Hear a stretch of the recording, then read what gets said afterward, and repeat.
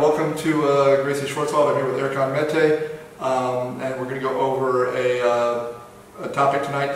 My friend Ross Hudson, who's the head instructor and owner of Gracie Lancashire in England, North England, in Ormskirk, had a question for me, and I told him what I'd do is I'd shoot a video on kind of how I handle his question. If you're anywhere in North England, definitely go check him out. It's a fantastic school, fantastic instruction. He'd been shooting some videos on scissor sweep, and I'd actually been shooting some videos on passing scissor sweep, and we'd been talking about it. And he was asking me, what do I do when you go over the scissor sweep, and the guy steps over the base leg?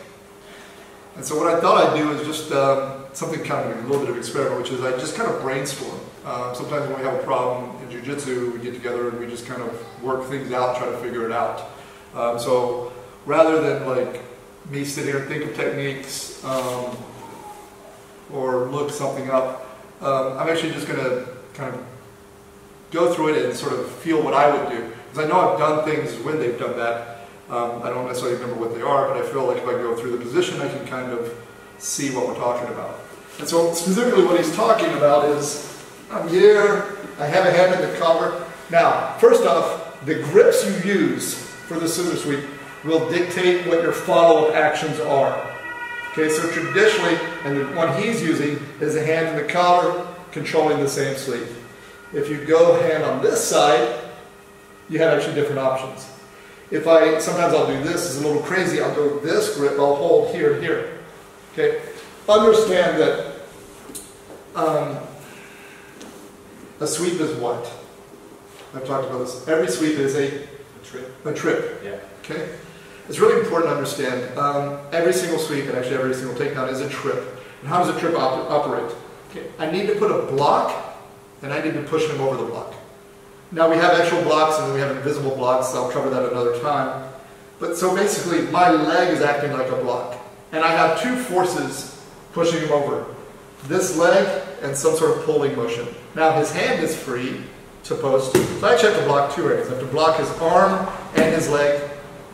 Now if you have a problem sweeping, it usually means you've either ignored one of the blocks or you don't have enough force to get him over the block. Okay. Now again, sometimes I may not push him, he may go over the block himself. Sometimes the block is a moving block and it sweeps underneath it. But for now, the scissor sweep is kind of a classic.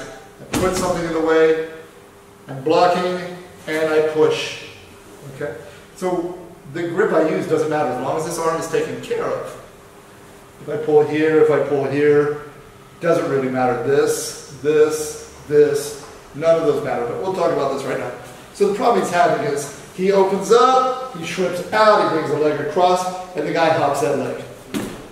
Now if he hops the whole leg, that's actually not bad at all. Okay? So when I go here, he hops the leg. One of the ones I'm going to keep my knee shield.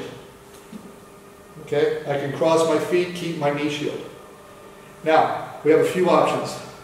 Back, please. He hops the leg. The reason that this is often used is because in classical Jiu-Jitsu, especially Gracie Jiu-Jitsu, one of the most powerful chokes is the cross collar. So, come back. I start to set this up, he hops it, I put my arm deeper. And I kind of force him out. My hand comes to the collar, I take my leg out, I bring him in. Okay. So as he hops the leg, I'll force him out a little bit and punch my arm deeper. This does two things. I want to get his arm off my arm if I can. So as he goes back over, he hops over, I'll kind of post. As I do a pull. Now my hand comes, the gi is bunched here, you're not going to get the thumb in, I catch.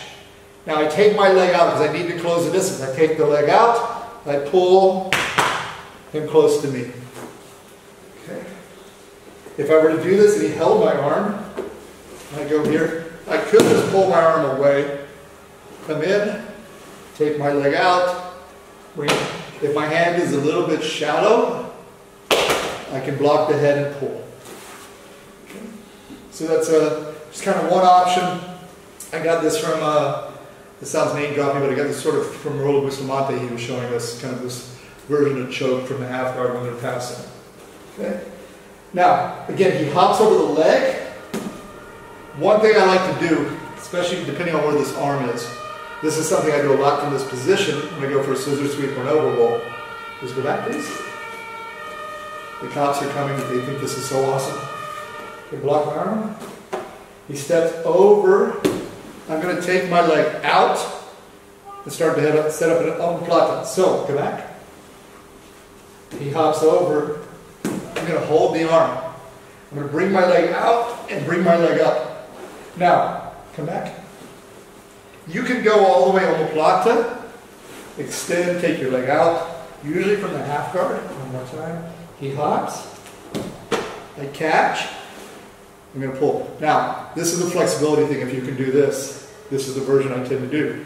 I'm going to frame, my leg comes across his other leg. I actually use this in a few tournaments.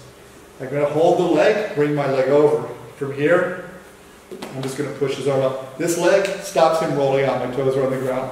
So one more time. I'm here, he hops. I catch, kick my leg out. If I'm flexible, I go here. If I'm not flexible, I'll just extend my body away, bring the leg out, start setting up the uniform water. Okay. Now, come back. He hops the leg over here. One thing, if he starts putting weight, or if I have trouble, look, I'm going to extend my hips away, circle my foot in. Sit up, start playing, and I can start hunting. For me, that's almost always the way I'm going to go. I really don't like to play a lot of knee shield stuff. I'm always trying to get a hook in.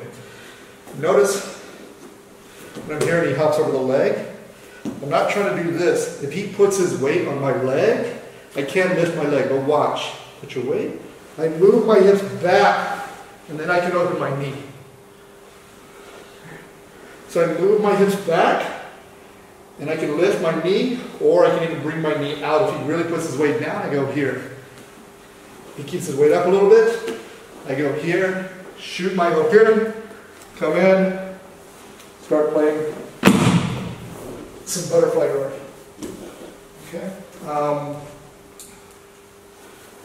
Here's an option from a different grip.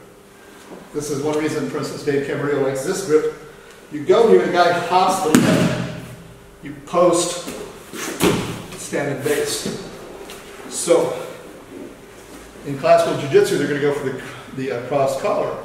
But if I go here and he hops that leg, I can use this to keep him away, let my leg come back just a little bit. As I do this, watch, as I push, my leg straightens, so I don't push him so he's sitting on my leg. I push, he tries to grab me, I use that to keep him away. Where you're going to have trouble, for me personally, is when he steps over and keeps that leg down. That's when I'm going to have trouble. Okay. That said, when he goes here, I can take my leg, start bumping him because it's not as bad. Okay, so it almost becomes, he hops, he pins, I can keep this, my leg goes high, and we come here. So, if you give me problems in that, I can't do a lot of the other things, but I can still hit that kind of sweep.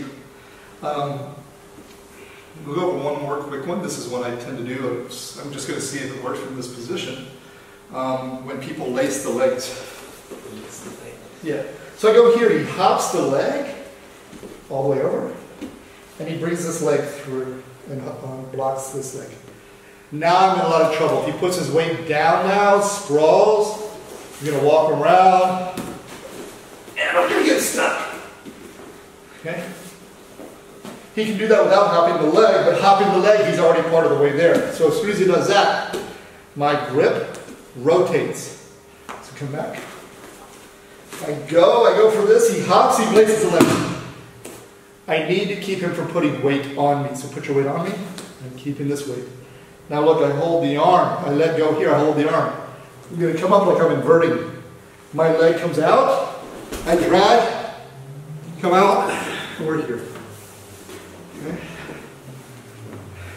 So he immediately hops and starts lacing the leg. I switch my frame because he wants to put his weight on me. Once he does this, this escape is gone. So I come here, look, I invert almost. My leg comes out. As I kick, I pull. And now we can start working our back kick. Okay. So there's a few others, and like I said, when you get to the, just so you know, again for me, most of the time, he hops that leg, I'm right away going to start playing here because now I have any number of butterfly attacks too, or X-guard attacks. So it can be a problem, but if you think about it as him just kind of entering into a knee shield position or a transition to a half butterfly guard, it shouldn't really be a big problem, but maybe those are some things you can play with. No? Cool. Any questions? Any questions? Yeah. All right. We'll put the link to his school. Definitely go check it out. And of course, if you're in Germany, anywhere, and you want to come train some good Gracie Jiu-Jitsu, some self-defense, come on down and visit us. I'm going to edit all that out. Okay.